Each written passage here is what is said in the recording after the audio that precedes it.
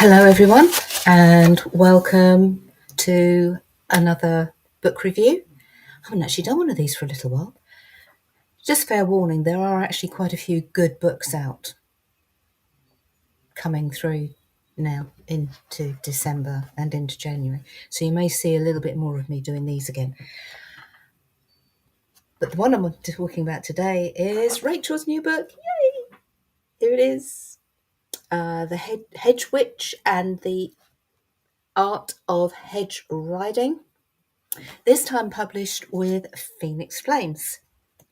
And this is absolutely packed with information for anybody who wants to know more about how to do this. Where to start? It is just so Rachel gives an introduction, tells you a little bit about herself and how she has become how she is in her magical practice and why she does the hedge riding. So it's a form of journeying. It's a journeying into the other worlds, using the hedge as that liminal space to do so. So in this wonderful book, let's start at the beginning. So there are altogether 36 chapters. Now that sounds incredible for a book that actually is 170 odd pages long. And that's the other thing which is so nice, is because each of these chapters is quite small, so that you can actually process rather than you can just read it right the way through very quickly. That's what I did. Because I love Rachel's books, so I wanted to see and read it. So I read it through very quickly when I first got it. What I've done since is actually gone into each chapter and spent time thinking about what she's said, looking up my own bits and pieces. Very, very good. Recommended reading list is also included.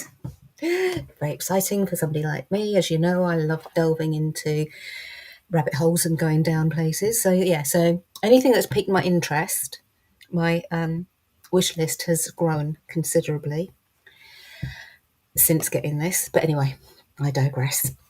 So I've actually been going back into the chapters and taking my time. So having read through it to get an overall view, one, so that I could do this, two, so that I had an understanding of myself. What I've since been doing is going back into each of the chapters.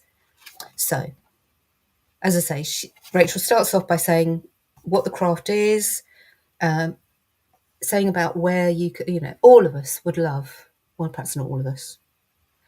I certainly would love to live in a little cottage on the edge of nowhere, somewhere like Dartmoor, the New Forest, having just discovered that as an area which is even closer to me than Dartmoor. So yeah, how that's passed me by, heaven alone knows. But yeah, I would love to live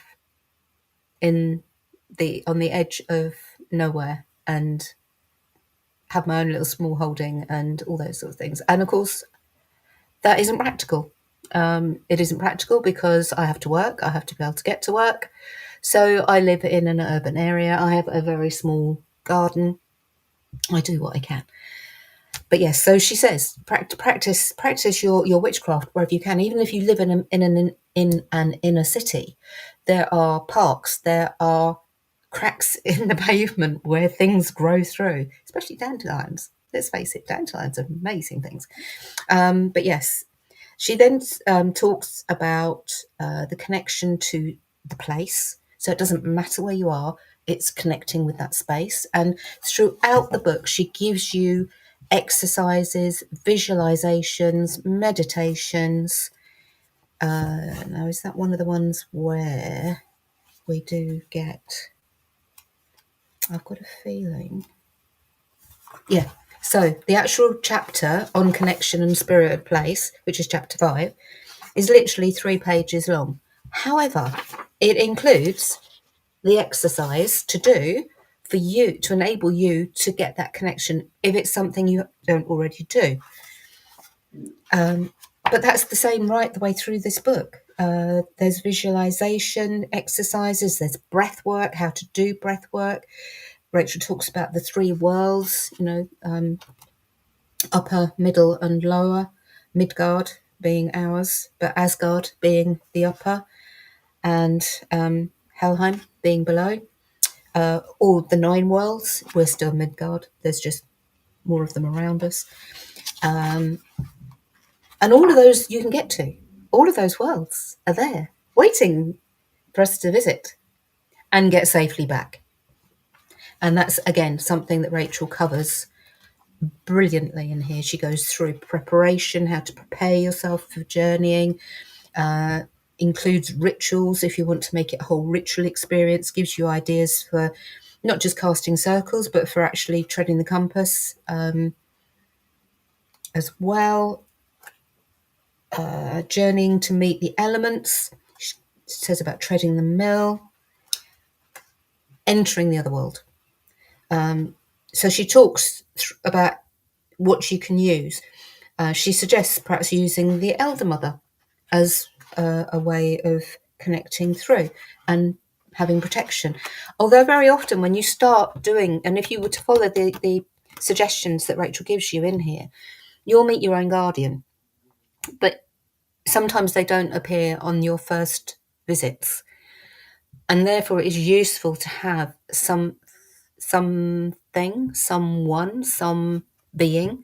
that you are happy with. So it could be the Elder Mother, it could be the oak grandfather, whatever works for you as your intermediary, if you like, until your guardian comes through and your otherworld guide that will then accompany you every time you step into that realm, or whichever realm it is. But when you step over the hedge, your guide will be there, your protector will be there.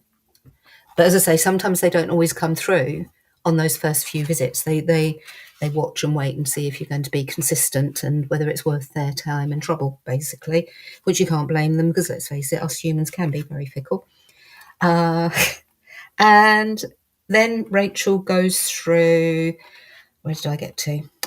So rituals that you can actually make it, entering the other world. Then she comes to the more practical things in that she talks about herbs and crystals and other items that can help you. She talks about the stang and the staff, making tinctures, and then foraging in the hedge and what you can actually find in the hedge that you can use as part of your journey bag. And she talks about a journey bag. She has a pouch. I have seen it, and the one that I saw is probably not the one that she's using now, because as with all of these things, it changes over time. So something that you start off with as feeling helped you to connect with these other worlds, a few months down the line, you may look at it and think, actually, no, you're not relevant anymore. I need to change you out and move something else in. And each of those, so she gives you ideas of what you can use in your pouch or in your bag or in your sachet. If you want to just use a flat piece of cloth and just fold it up, they can be very handy. Journey bags and sachets can be extremely useful, as much as anything, to help you come back. And this is again what I love about Rachel.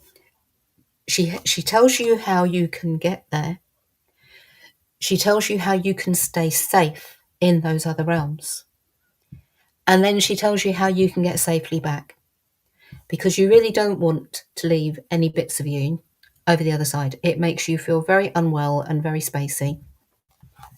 As you may have just guessed, yes, have been there, did it. Not the best idea. Herbal teas that can help you. She does talk about flying ointments. The original version is in here. But as she says, most of those items are extremely toxic and not a good idea to use in any way, shape or form. whether it's on the skin, as in an ointment, or in any other way. But she does give you the recipe. She then gives you other suggestions, which are, as we now know today, a lot safer. But yeah, highly recommend this book. So glad to have got hold of my copy, which will be with me for now a good number of years, because it's that's the book itself is, as I say, you can look up an individual chapter just to remind yourself of something, or you can just dip in and out as and when you feel the need. That's it.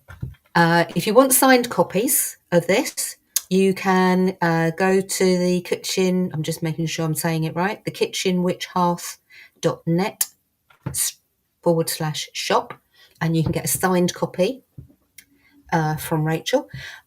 Also available from Amazon or from Phoenix Flames. That's FENIX flames.co.uk, I think. There'll be a blog to go with this, so they'll be on the blog. And obviously all good bookshops will sell this. But in the meantime, get hold of a copy. Let me know what you think and make comments, as always, because I love seeing the comments. And I will see you